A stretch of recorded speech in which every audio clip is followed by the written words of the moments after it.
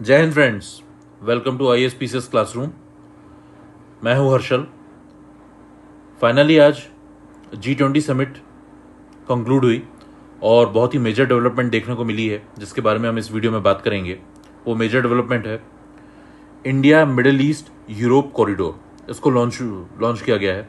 Alright, prime minister Shri Narendra Modi और president Joe Biden दोनों ने ही इस बारे में अनाउंस किया और इसके बारे में बात की। ऑलराइट, आप आगे देखेंगे तो प्रॉपर व्हाइट हाउस ने तो नोटिफिकेशन तक जारी किया है, memorandum of understanding on the principles of an India Middle East Europe economic corridor. इसके बारे में हम बात करते हैं। ऑलराइट, बहुत ही मेजर और इम्पॉर्टेंट जियोपॉलिटिकल डेवलपमेंट है ये। ओके, सबसे पहले इसमें कौन कौन सी कंट्रीज एग्री हो गई हैं आप देखेंगे। US, India, Saudi Arabia, UAE, France, Germany, Italy, European union के सारे मेंबर्स, ये सभी आपस में मतलब ये राजी हो गए हैं इस इम्पॉर्टेंट कॉरिडोर के लिए। ऑलराइट, अगर कनेक्टिविटी की बात की जाए तो कनेक्टिविटी इसकी स्टार्ट होगी इंडिया से। स्टार्ट करेंगे इंडिया से UAE, UAE से सऊदी अरेबिया, सऊदी अरेबिया से जाएंगे इसराइल, इसराइल के हाइफा पोर्ट से कनेक्ट करेंगे हम ग्रीस को, और ग्रीस के बाद कनेक्टिविटी होगी बाकी यूरोपियन कंट्रीज़ में।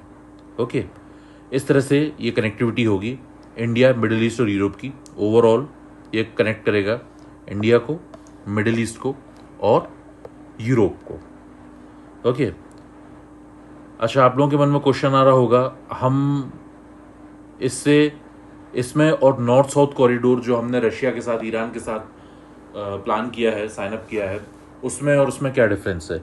उसमें भी हम यूरोप से कनेक्टिविटी और यूरोप से जुड़ने की बात कर रहे थे। देखिए, काफ़ी डिफरेंस है। रशिया के साथ अब यूरोप के वैसे संबंध नहीं रहे जैसे पहले थे। इनफैक्ट बहुत यूरोप का मेजॉरिटी ऑफ द यूरोप तो रशिया से अब कोई ट्रेड करना ही नहीं चाहता है, और रशिया हमें यूरोपियन मार्केट का वो एक्सेस नहीं दे सकता जो हमें इस कॉरिडोर से मिलेगा, मिडिल ईस्ट और यूरोप वाले कॉरिडोर से। इसलिए रशिया के साथ नॉर्थ साउथ कॉरिडोर में अगर रशिया के साथ ट्रेड करना हो वो फिर भी बेनिफिशियल हो सकता है, पर कंप्लीट यूरोप के साथ ट्रेड नॉर्थ साउथ कॉरिडोर में नहीं हो सकता। इसलिए ये वाला प्रोजेक्ट नॉर्थ साउथ कॉरिडोर के कंपैरिजन में काफ़ी ज़्यादा इंपॉर्टेंट है। ऑलराइट, आई होप मैं थोड़ा सा क्लियर कर पाया हूँगा।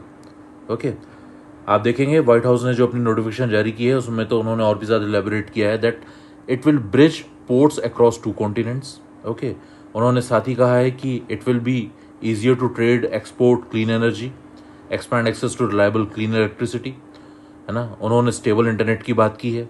ओके, साथ ही साथ उन्होंने कहा है that it will unlock sustainable and inclusive economic growth.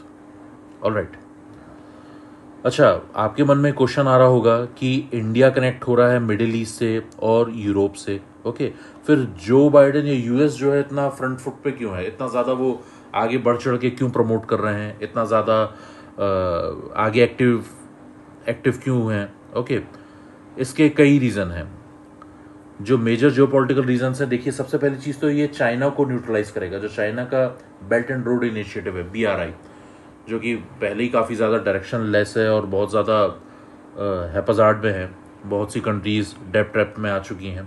Okay, तो एक तो ये उसकी भी बची कुची उम्मीदों को हैम्पर करेगा। ऑलराइट, इनफैक्ट जो सीपैक कॉरिडोर है चाइना और पाकिस्तान का, उसको भी काफ़ी हद तक ये यूज़लेस कर देगा। ऑलराइट, और दूसरी चीज़ जो इसमें जो है, बहुत सी जो छोटी छोटी कंट्रीज़ हैं वो भी बाद में ऐड हो जाएंगी इंडिया, मिडिल ईस्ट और यूरोप कॉरिडोर में। साथ ही साथ जो है इसके साथ क्या होगा, इंडिया की जो डिपेंडेंसी है ईरान पे, मतलब ईरान की वैल्यू जो है कम हो जाएगी इंडिया के लिए, जो कि US चाहता है। इंडिया की डिपेंडेंसी रशिया के लिए कम हो जाएगी। ओके, जो कि ऑब्वियसली US चाहता ही है। ओके, साथ ही साथ जो चाइना का इन्फ्लुएंस है उसमें भी काफ़ी ज़्यादा आप देखेंगे, मतलब चाइना का इन्फ्लुएंस भी काफ़ी हद तक कम हो जाएगा। तो ये इतने सारे मेजर जियोपॉलिटिकल जो फ़ायदे हैं वो US को हैं। दैट्स वाई US जो है इसमें बहुत ज़्यादा एक्टिवली पार्टिसिपेट कर रहा है। ऑलराइट, यहाँ तक कि आप देखेंगे जो US ने अपना नोटिस जारी किया है उसमें भी लास्ट में आप देखेंगे तो उन्होंने बोला है नेक्स्ट 60 डेज़ में सबको मीट करना है, सारी कंट्रीज़ को। इसी से आप पता चलता है कि US कितना ज़्यादा एक्टिव है, कितना हाइपर एक्टिव है।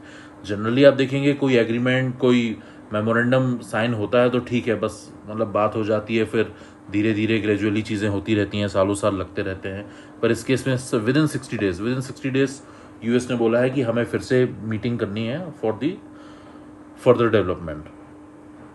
ओके, बहुत ही मेजर डेवलपमेंट है ये, और इसको देखा जा रहा है टू काउंटर चाइनाज BRI। जैसे कि मैंने पहले बताया, चाइना के बेल्ट और रोड इनिशिएटिव को काउंटर करने के उससे ये एक बहुत ही मेजर स्टेप माना जा रहा है।